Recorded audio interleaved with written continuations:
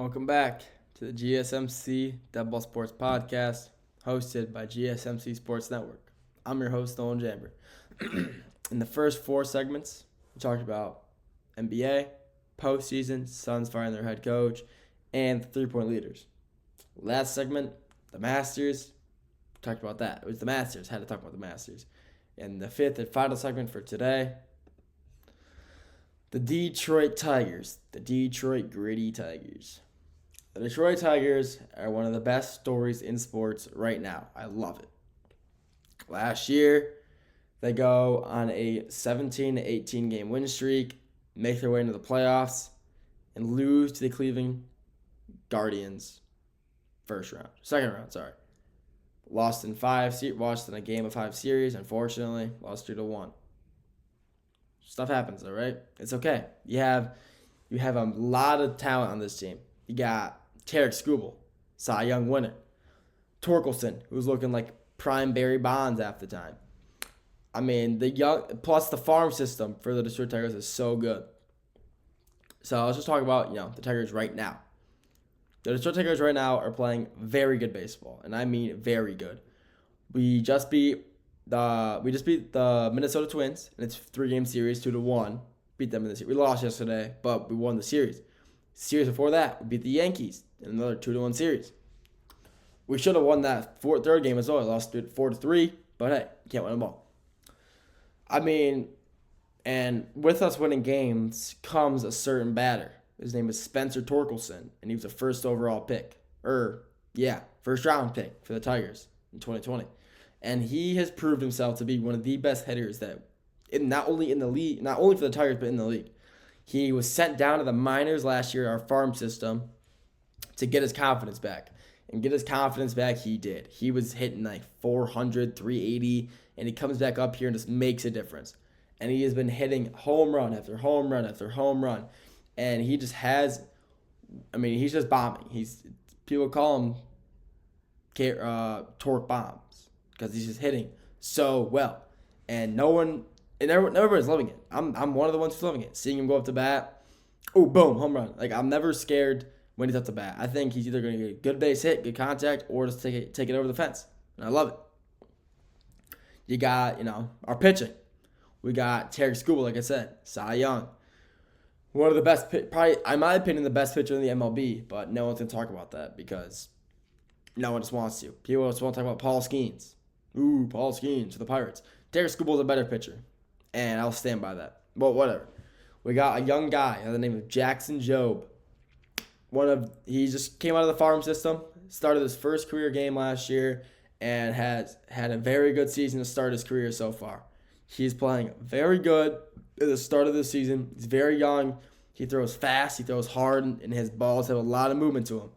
And the way that he's pitching right now is very good for the Detroit Tigers.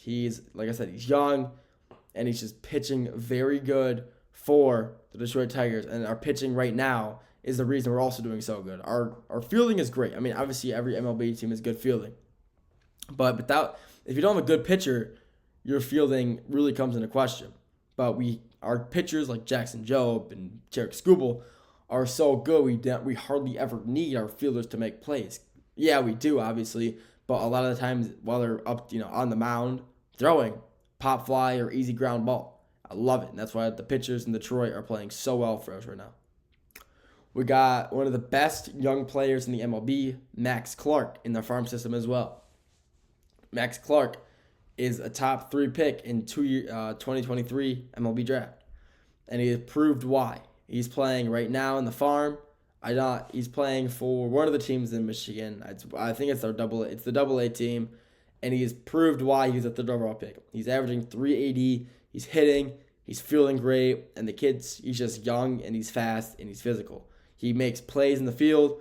He makes plays when he's out to bat. I mean, he's just an all-around player making plays that we need him to.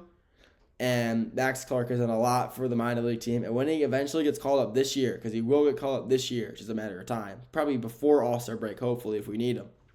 But he's going to be an immediate impact for the Tigers when he inevitably does get called up because of just how good he is. He'll be like a Jackson Jobe type of guy, making an immediate impact and helping the Tigers win baseball games. And I'm more than excited to see him come up, make a difference, and help the team win games and make another playoff push come the end of the year. One guy I do want to talk about. One guy on the Tigers who I absolutely love. I've loved my entire career. Not just because we have a number that I share, that he wears the number that I used to wear in football and baseball, but because I like him as a player. Also, we play the same position in baseball. 28, Javier Baez. Javier Baez is playing some phenomenal defense and hitting a lot better than people are giving him credit for. Javier Baez is making plays all around the infield this year and in the outfield. We had him in that one game, and we had him in center field when we were up 6-0 on the Yankees. We had him in center field, and he made a play. He made a crazy play. He made a really good athletic diving catch in the center field against the Yankees, when that is not where he plays at all. But Javier Baez is one of the best players for the Tigers. I mean, he's not one of the best, but I'll say he's very much improved since coming back from injury. He's making plays. He's hitting better. Javier Baez is, he's a reacher when it comes to the play. He likes to swing at a lot of questionable pitches. He swings sliders, curveballs. I mean, they get him. And it looks like he's finally adapted to that, and he isn't swinging as much to pitches like that, of that nature. And seeing him, improve like that is a great thing for teams like the Tigers when you have these young stars, young players, and he can kind of mentor, because he has been in the league a little while, and he's a great player. When he was in the Cubs, oh my, what an animal. He was an animal in the Cubs.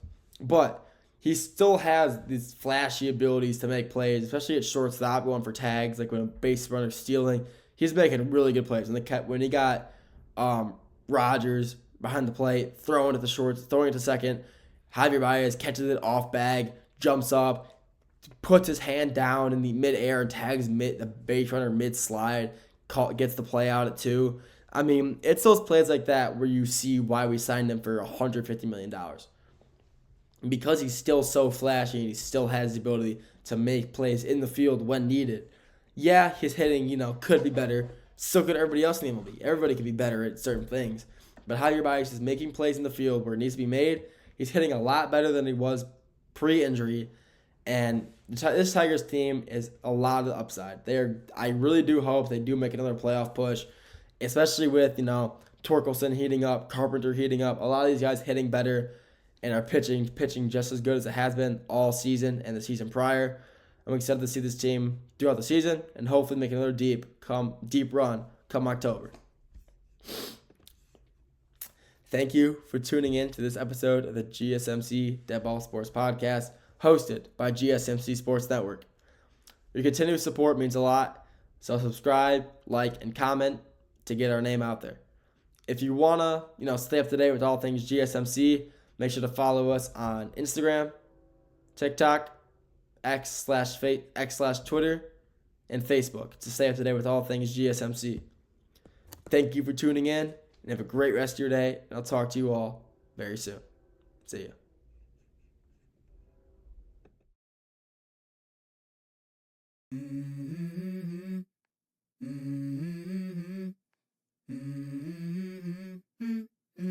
Let's go. I wake up to a little bit of drool on my pillow, feel like it's gonna be a bad day. Yeah, I'm tired of shit, and the coffee ain't hit yet, damn, ain't that great. I don't wanna go to